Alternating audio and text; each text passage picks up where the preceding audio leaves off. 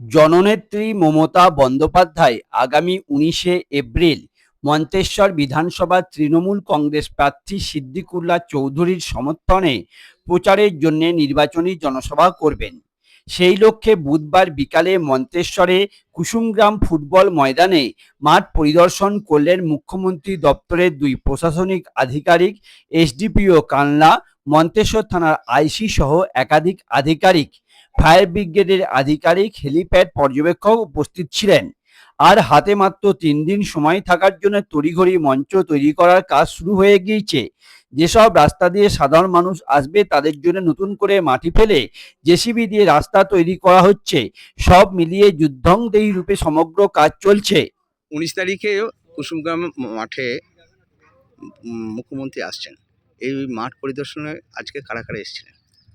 আজকে মাঠ পরিদর্শনে পুলিশ পার্সোনাল সহ সিএম সিকিউরিটি যারা ডিপার্টমেন্টে যারা হেড আছেন তারা সবাই এসেছেন এবং এখানে আমাদের দুজন সিকিউরিটি অফিসার মুখ্যমন্ত্রী দপ্তরের, ওনারা এখানে নাইট স্টে করবেন এবং খুব দ্রুত কাজ চলছে। আপনারা দেখছেন যুদ্ধকালীন তৎপরতায় আমাদের মন্তেশ্বরের আবেগ, ভালোবাসা, দিদির প্রতি যে শ্রদ্ধা ভালোবাসা, সেটা নিয়ে আমরা পাথেয় করে এই সভামঞ্চকে সাফল্যমণ্ডিত করব।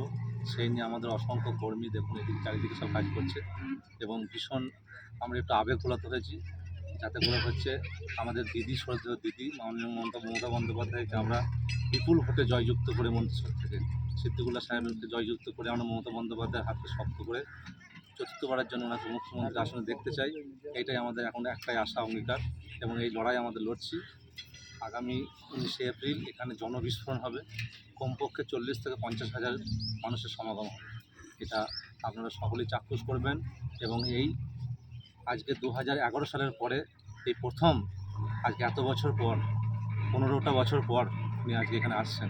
এটা আমাদের কাছে খুবই আনন্দের বিষয় এবং আমরা আমাদের শ্রদ্ধা দিদিকে প্রচুর সংখ্যক মন্তেশ্বর ব্লক থেকে মানুষ দিয়ে এই জনসমাগম করে সেই সভাকে সাফল্যমণ্ডিত করব।